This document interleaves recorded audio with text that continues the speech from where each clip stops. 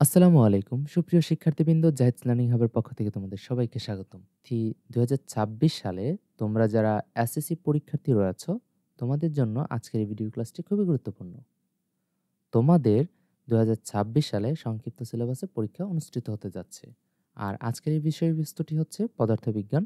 আমরা পদার্থবিজ্ঞানের কিছু গুরুত্বপূর্ণ টপিক দেখে নিব, যেগুলো গভর্নমেন্ট থেকে তোমাদের দেওয়া হয়েছে এসএসসি পরীক্ষার জন্য শর্ট সিলেবাস নির্ধারিত। প্রথমে রয়েছে প্রথম অধ্যায়, ভৌত রাশি এবং তাদের পরিমাপ। তোমরা হাতের ডান দিক থেকে দেখতে পাচ্ছ, আমি মার্ক করে দিচ্ছি। এই সকলগুলো তোমরা স্ক্রিনশট নিয়ে নেবে এবং বই অনুসারে তোমরা এগুলো পড়ে নিবে। তবে ব্যবহারিক বিষয়বস্তু কিন্তু এখানে বলা রয়েছে, যেটা তোমাদের আলাদা করে কাজ করতে হবে। স্লাইড ক্যালিপার্স দিয়ে কোনো কিছুর দৈর্ঘ্য, প্রস্থ ও উচ্চতা মেপে তার আয়তন বের করা, এটি কিন্তু তোমাদের ব্যবহারিক কাজ। ঠিক আছে? এটা কিন্তু তোমাদের নির্ধারিত সময়ের ভিতরেই হচ্ছে জমা দিতে হবে।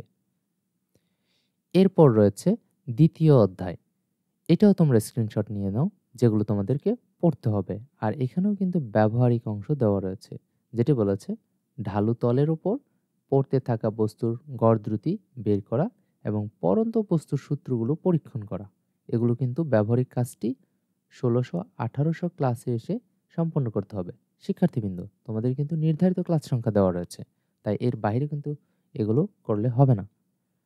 তৃতীয় অধ্যায়ে বল সংক্রান্ত চ্যাপ্টারটিতে তোমরা এই অংশগুলোকে পড়বা, আর এগুলো হচ্ছে স্ক্রিনশট নিয়ে নাও। এগুলো হচ্ছে স্ক্রিনশট নিয়ে নিতে পারো, কারণ এগুলো তোমাদেরকে পড়তে হবে বইয়ের টপিক অনুসারে। চতুর্থ অধ্যায় থেকে কাজ, ক্ষমতা ও শক্তি, এই টপিকের তোমরা এই অংশটুকু পড়বা এবং এটার জন্য কিছু ব্যবহারিক বিষয়বস্তু দেওয়া রয়েছে। শিক্ষার্থীর শারীরিক ক্ষমতা বের করা, এটা তোমাদেরকে ব্যবহারিক কাজের জন্য করতে হবে। এরপর দেখতে পাচ্ছ সপ্তম অধ্যায় তরঙ্গ ও শব্দ। এখান থেকে স্ক্রিনশট নিয়ে নাও, তোমাদের কি কি পড়তে হবে। এই টপিক ধরে ধরে তোমাদেরকে হচ্ছে সবগুলো বইতে মার্ক করে পড়তে হবে। অষ্টম অধ্যায়ে আলোর প্রতিফলন থেকে তোমাদের এই অংশগুলোকে পড়ে শেষ করতে হবে। এগুলো কিন্তু স্ক্রিনশট নিয়ে নিতে পারো। দশম অধ্যায় থেকে তোমাদের এগুলো পড়তে হবে। অপর পৃষ্ঠাতেও কিন্তু দশম অধ্যায়ের কিছু অংশ দেওয়া রয়েছে। দশম অধ্যায়টি হচ্ছে স্থিরবিদ্যুৎ। আর এখান থেকে তোমাদের সর্বমোট ৭২টি ক্লাস অনুষ্ঠিত হবে। ব্যবহারিকের জন্য কিছু নির্ধারিত কাজ রয়েছে, যেমন ১.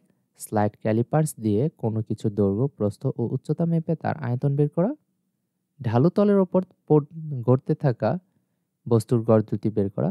শিক্ষার্থীর শারীরিক সক্ষমতা নির্ণয় করা। তত্ত্বীয় ক্লাসের সাথে সাথে উল্লিখিত সময়ের মধ্যে ব্যবহারিক কাজ সম্পন্ন করতে হবে। শিক্ষার্থীবৃন্দ, সম্পূর্ণ বিজ্ঞান বিভাগের মার্ক ডিস্ট্রিবিউশন দেখতে হলে এই ভিডিওর প্লেলিস্টটি অনুসরণ করো। পরবর্তী সেশনে তোমাদের সাথে আবার দেখা হবে।